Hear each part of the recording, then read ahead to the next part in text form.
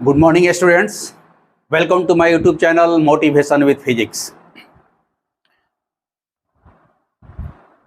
अब तक हम लोग इस चैनल पर फिजिक्स के पार्ट 1 और पार्ट 2 से बहुत सारा टॉपिक डाल चुके हैं और पैरेलल में हम दोनों पार्ट इसलिए लेके चल रहे हैं कि हम देख रहे हैं कि इसमें फॉलो करने वाले में कंपटीशन वाले अभ्यर्थी हैं, साथ ही साथ 9th class, 10th class, 11th class, 12th class के भी बच्चे इसमें पढ़ रहे हैं।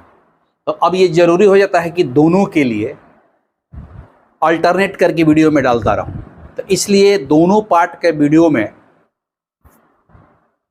तो फर्स्ट पार्ट में स्पीड, वेलोसिटी एंड एक्सेलरेशन तक का चैप्टर हम लोग ख़त्म कर दिए। सेकेंड पार्ट में रिफ्लेक्शन ऑफ लाइट ख़त्म कर दिए। तो सेकेंड पार्ट में आज हम लोग नया चैप्टर की शुरुआत कर रहे हैं, रिफ्रैक्शन ऑफ लाइट, प्रकाश का अपवर्तन। रिफ्रैक्शन,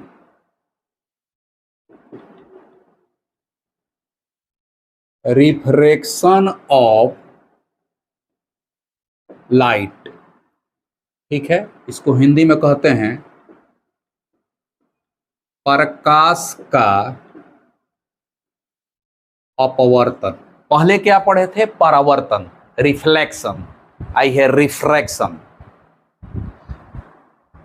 तो परावर्तन को एक बार रिवाइज कर देते हैं। परावर्तन में क्या था कि अगर हमारे पास कोई एक चमकीला सतह है तो इस चमकीला सतह के ऊपर एक माध्यम हो गया और नीचे दूसरा माध्यम हो गया।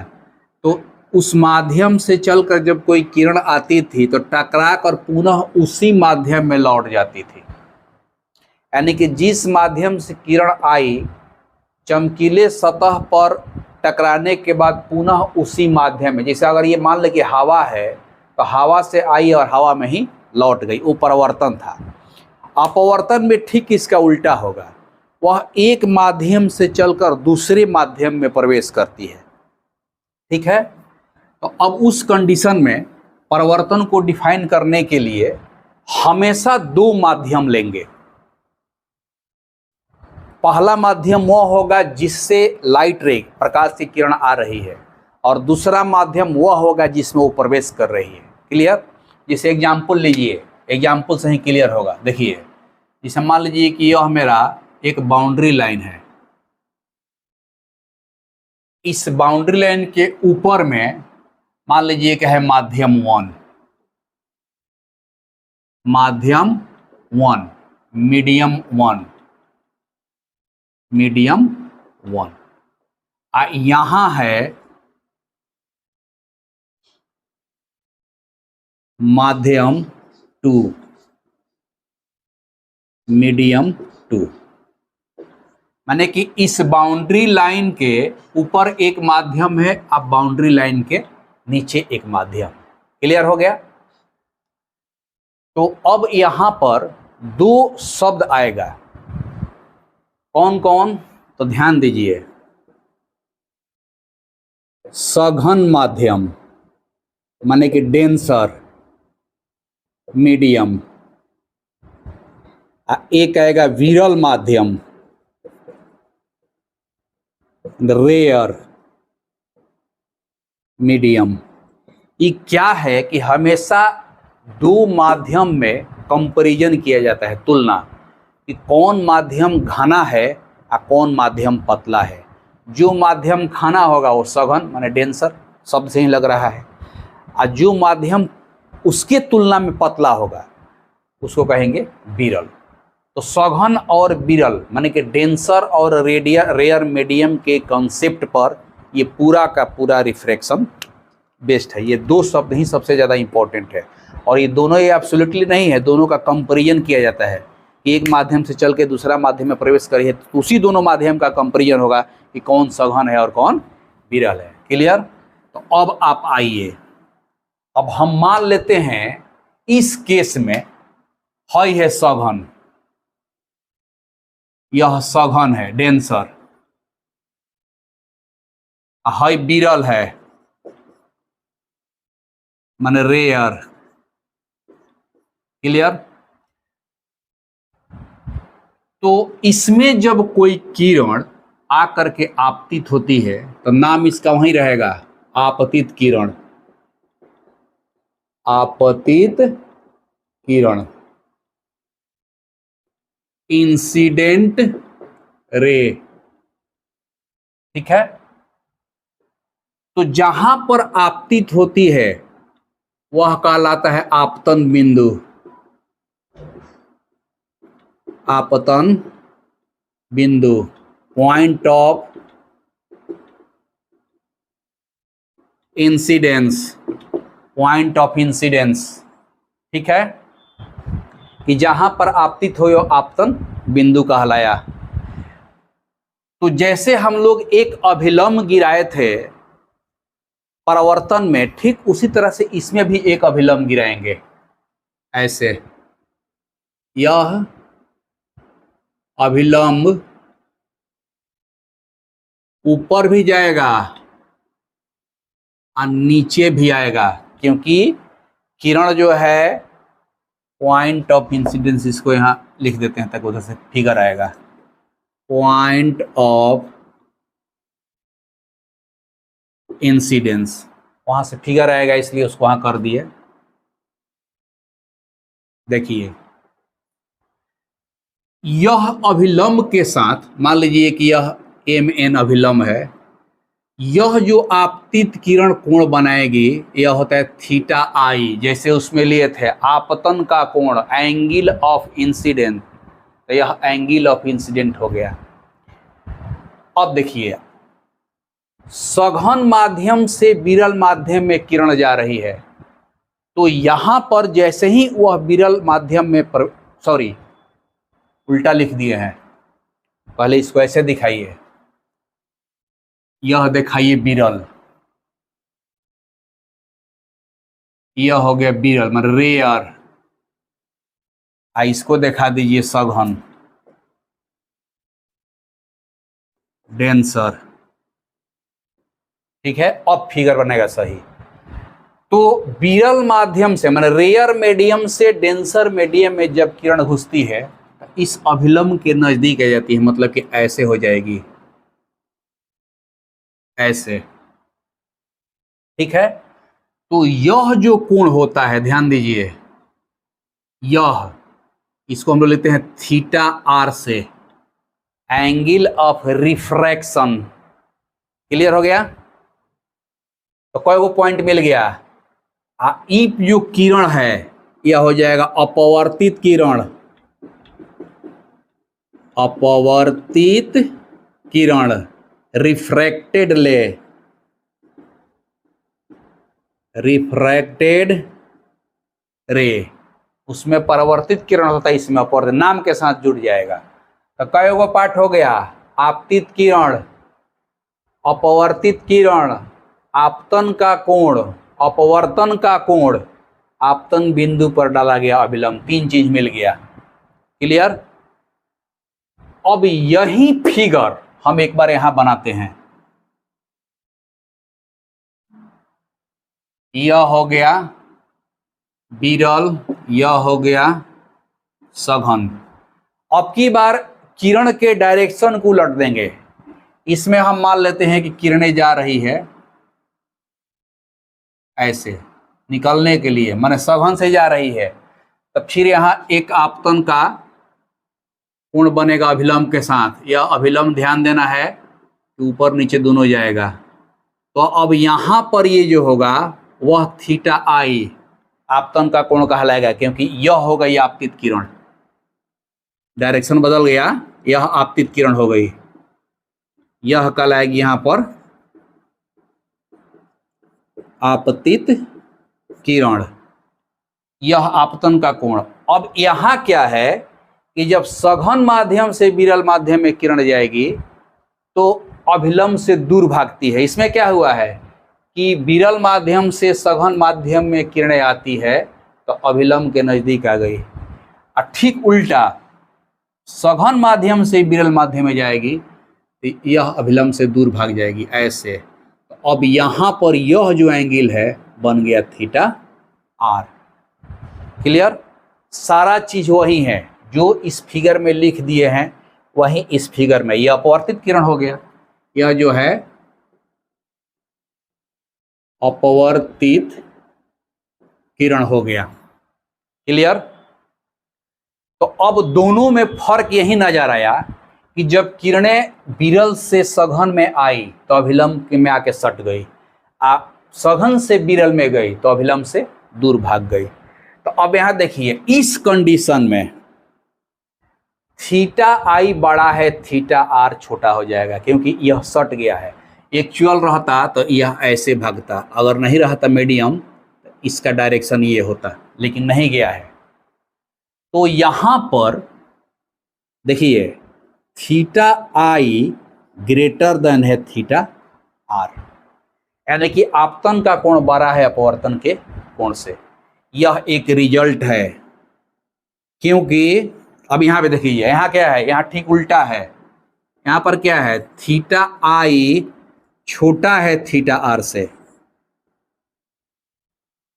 लिख देते हैं पूरा यहां पर, आपतन कोण ग्रेटर देन अपवर्तन कोण। यहां पर आपतन कोण लेस देन अपवर्तन कोण।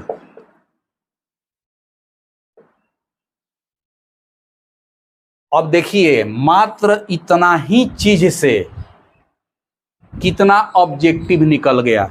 पहला ऑब्जेक्टिव क्या निकला कि जब किरणें विरल माध्यम से सघन माध्यम में प्रवेश करती है तो ऑप्शन ए वह अभिलंब के नजदीक आ जाती है, ऑप्शन बी अभिलंब से दूर चली जाती हैं, ऑप्शन सी उसके मार्ग में कोई परिवर्तन नहीं होता, ऑप्शन डी इनमें से कोई नहीं। क्लियर?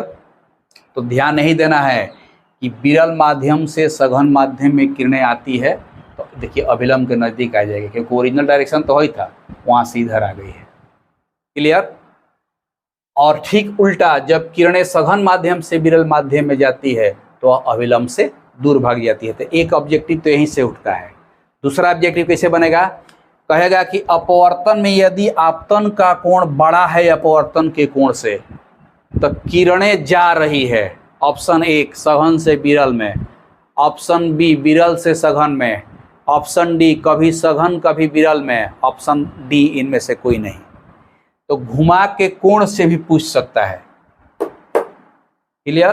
तो मात्र इस फिगर से ही आपका कितना क्वेश्चन बन गया। अब यहां देखिए एक चीज और, कि अगर यह मीडियम सघन और विरल नहीं रहता तो किरणें जैसे आ रही है वैसे चली जाती, लेकिन मीडियम के कारण हतना, माने कि हई हतना एंगल जो देख रहे हैं आप अपने पथ से विचलित हो गया है, तो इसको कहा जाता है, देखिए ध्यान से लिख देते हैं यहाँ पर, विचलन कोण।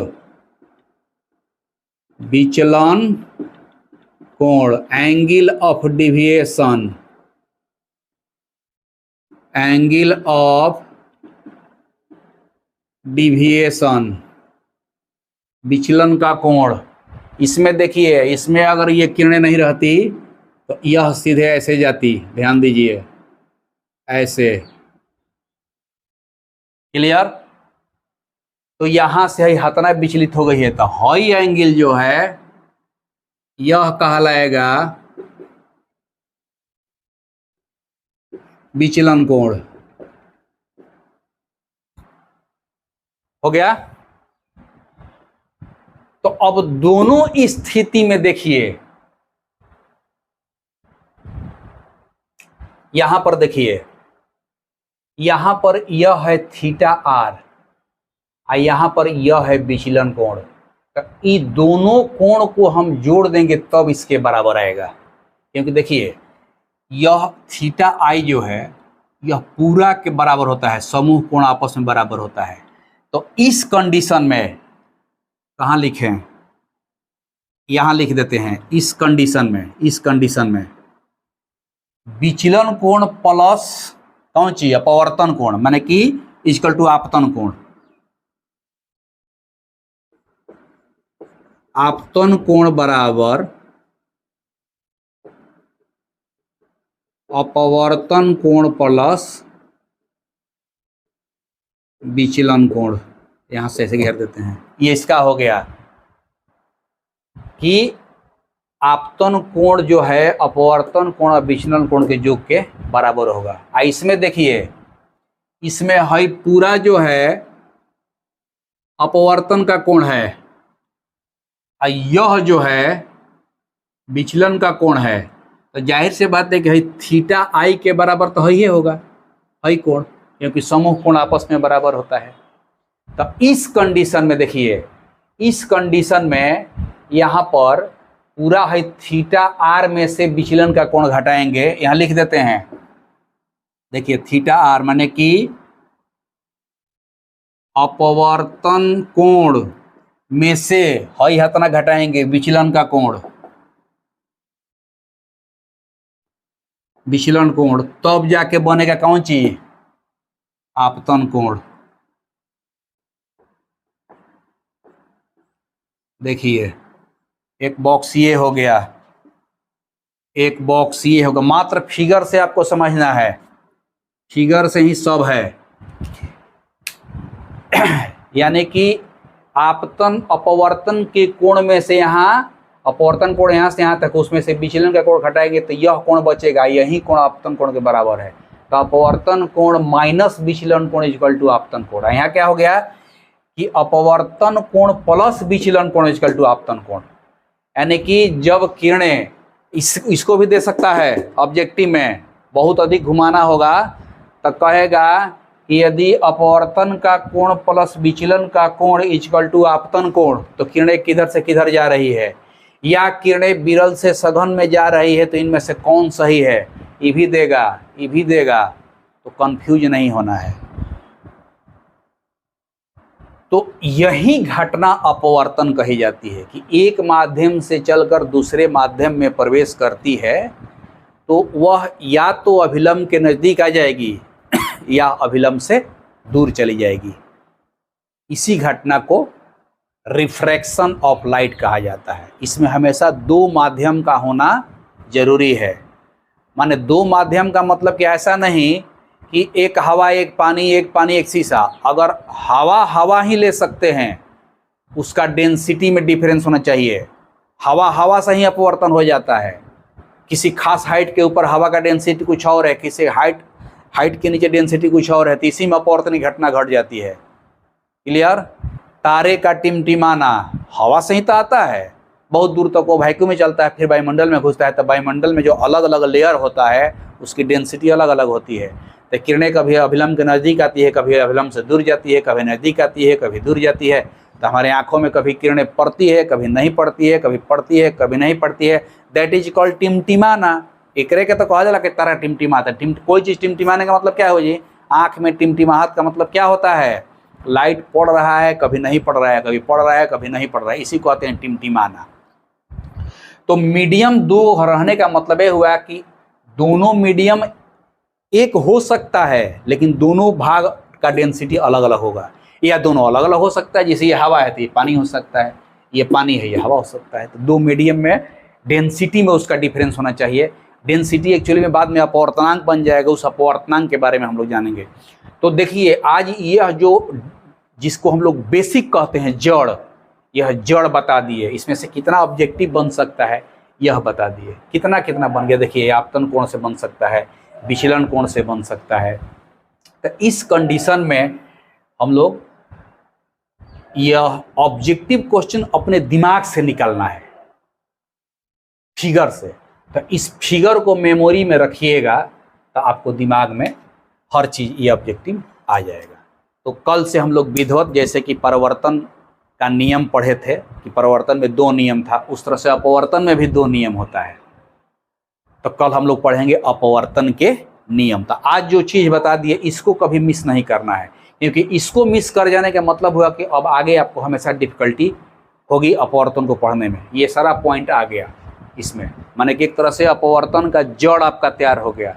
कि आपतन कोण क्या है, अपवर्तन कोण क्या है, विचलन कोण क्या है, कब नज़दीक आती है, कब दूर जाती है, विचलन कोण का आपतन और अपवर्तन कोण से कैसे संबंध होता है।